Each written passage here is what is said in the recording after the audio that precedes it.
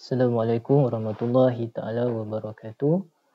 Alhamdulillah, hari ini kita akan meneruskan sesi pembelajaran kita, pengajaran dan pembelajaran untuk mata pelajaran jenayat. Okey, jenayat tahun 6. Okey, untuk sebelum kita mulakan kelas, kita mulakan dengan Ummul Kitab Al-Fatihah. A'udzubillahi minasyaitonirrajim. Bismillahirrahmanirrahim. Alhamdulillahi rabbil alamin. Ar-Rahmanir-Rahim. Maliki yaumiddin. Iyyaka na'budu wa iyyaka nasta'in. Ihdinas siratal mustaqim. Siratal ladzina an'amta 'alaihim ghairil maghdubi 'alaihim waladdallin. Amin. Okey, untuk pembelajaran kali ini sediakan buku teks jenayat. Kemudian awak boleh rujuk pada muka surat. Okey, hari ini kita akan masuk pelajaran yang keempat, iaitu muka surat yang ke-23. Okey, muka surat 23.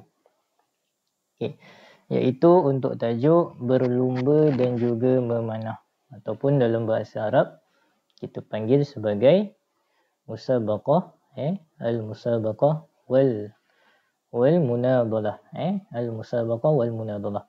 Biasa kita dengar musabaqah ni dalam pertandingan musabaqah tilawatul Quran kan, musabaqah al-Quran. Itu maksudnya pertandingan. Okey, kita tengok dulu maksudnya. Okey, pengertian berlumba dan memanah. Al-musabaqah bermaksud perlumbaan seperti lumba kuda, lumba lari dan berenang. Ataupun bermaksud dekat sini pertandingan, seperti apa dia? Perlumbaan, lumba kuda, lumba lari dan juga berenang. Ni pun ada dia punya hukum dari segi kesalahan dia apa? Ada yang salah. Okey, nanti kita tengok. Kemudian kita akan tengok maksud al-munadalah.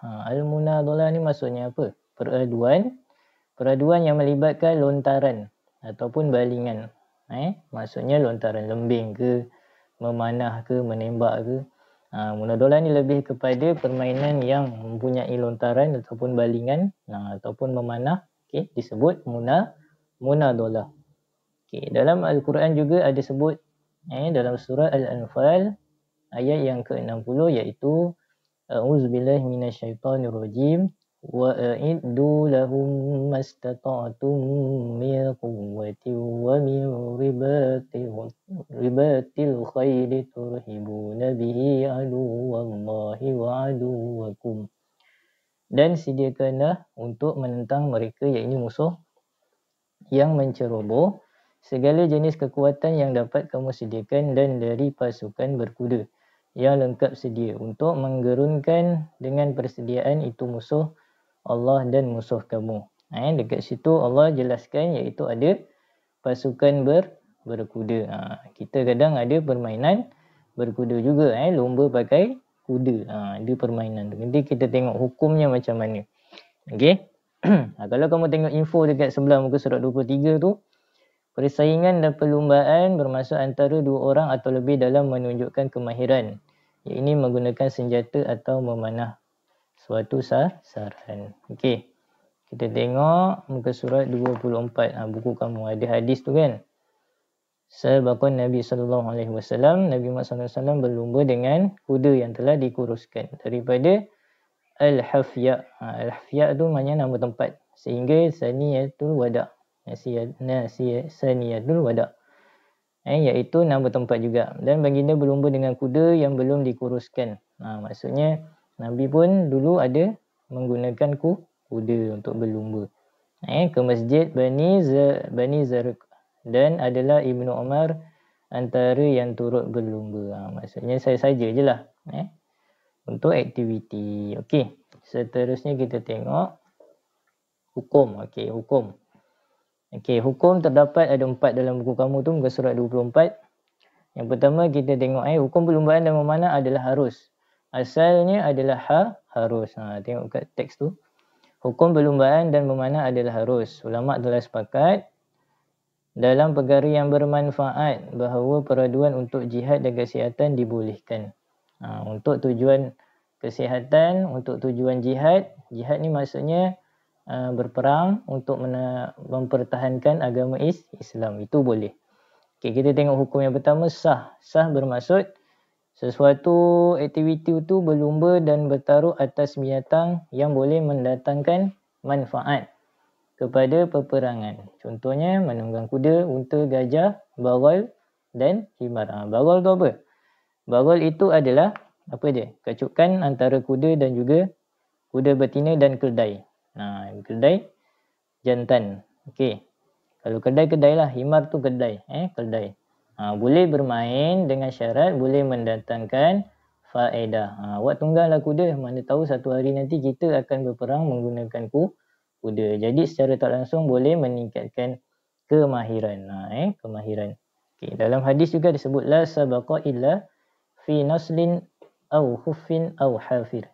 Maksudnya apa? Tidak boleh mengadakan ganjaran untuk pertandingan kecuali dalam memanah lomba, unta atau kuda. Okey, maksudnya tak ada ganjaran pertaruhan. Okey. Ada juga permainan yang dihukumkan tidak sah. Contohnya berlumba dan bertaruh yang melibatkan kesihatan. Maksudnya dekat situ awak halatkan bertaruh. Dia berlumba dan juga bertaruh. Taruh ni apa? Bertaruh ni apa? Tengok dekat info tepi buku awak tu, wang yang dikeluarkan. Maksudnya ada wang yang diletakkan dalam perlumbaan. Contoh ada kuda 2 ekor, kita tunggang, lepas tu kita letak duit. Siapa menang dapat duit. Okey, itu yang salahnya, tidak sah. Dan juga melibatkan kesihatan, yang boleh melibatkan nyawa. Contohnya dalam buku kamu tu berenang, jalan kaki, lomba lari, bermain pedang dan lomba perahu. Itu tidak sah kalau ada pertaruhan. Okay, seterusnya hukum harus tiada sebarang pertaruhan. Maksudnya kalau tak ada pertaruhan boleh. Kalau nak main saja kan petang-petang, ajak kawan tunggang kuda. Ajak kawan pergi main lomba lari. Boleh. Okey, itu harus. Seterusnya, haram bertaruh atau melagakan binatang. Ini tak bolehlah, haram terus. Haram. Okey, haram bertaruh atau melagakan binatang. Kalau kita tengok ada orang yang dia bela ayam supaya untuk bertaruh. Letak duit ramai-ramai, kemudian bawa ayam, lawan sama ayam. Lawan sama ayam, siapa menang dapat duit semua. Okay, itu namanya bertaruh ataupun melagakan binatang. Itu haram dalam melibatkan binatang. Kesian binatang yang bergaduh tu. Okay, itu haram. Jadi kita pergi tengok kepada pertaruhan dan ganjaran pertandingan. Ganjaran sesuatu harus mengadakan, awak tengok 4.5 tu, pertaruhan dan ganjaran pertandingan, harus mengadakan pertaruhan atau ganjaran dalam pertandingan. Harus ganjaran ni maksudnya hadiah. Kalau ada satu pertandingan harus mengadakan ganjaran. Okey, yang mempunyai manfaat. Contohnya dalam peperangan seperti menembak, lomba jet, pejuang dan sebagainya. Ini khusus untuk peperangan lah. Okey, tapi kalau kita sertai satu pertandingan harus ada ganjaran. Okey, ganjaran ni pun ada hukum dia. Tengok yang pertama, hukum haram. Macam mana ganjaran tu boleh jadi haram? Macam mana pertandingan tu boleh jadi haram? Contoh yang pertama, haram. Ganjaran yang haram adalah dikeluarkan oleh kedua-dua peserta. Contohnya bermain, contohnya lomba lari antara 2 orang. Kemudian 2 orang itu keluarkan duit. Jadi siapa yang menang, dia akan ambil duit itu semua. Jadi itu yang haram. Kerana ada apa? Kerana ada unsur judi. Al-maisir namanya. Okey? Sebab yang kalah perlu membayar ganjaran kepada pemenang. Itu jadi haramnya ganjaran. Okey, ada juga ganjaran yang menjadi hukumnya harus. Contohnya ganjaran dikeluarkan oleh pihak ketiga, maksudnya penaja, dan tidak melibatkan peserta. Contohnya satu pertandingan tu hadiahnya telah disediakan oleh seseorang. Seseorang penaja lah. Contohnya apa? Selcom ke dia bagi duit untuk buat satu pertandingan. Jadi hadiah tu tak melibatkan peserta lah. Okey, siapa menang dia dapat lah. Itu boleh. Seterusnya, ganjaran dikeluarkan oleh seorang peserta. Jika pemenang adalah orang yang mengeluarkan ganjaran tersebut, menang, maka tiada ganjaran. Contohnya dalam buku kamu tu maksudnya, peserta tu dia keluarkan duit. Tapi kalau jika peserta tu yang tidak mengeluarkan ganjaran menang, maka ganjaran tersebut perlulah diberikan kepada si pemenang. Tapi kalau yang menang tu, peserta tu yang keluarkan duit, maka tiada ganjaran. Maksudnya itu boleh lah. Contohnya dia bertanding, dia yang keluarkan duit. Tapi kalau dia menang, dia tak dapat apa-apa. Okay? Semua tak dapat apa-apa.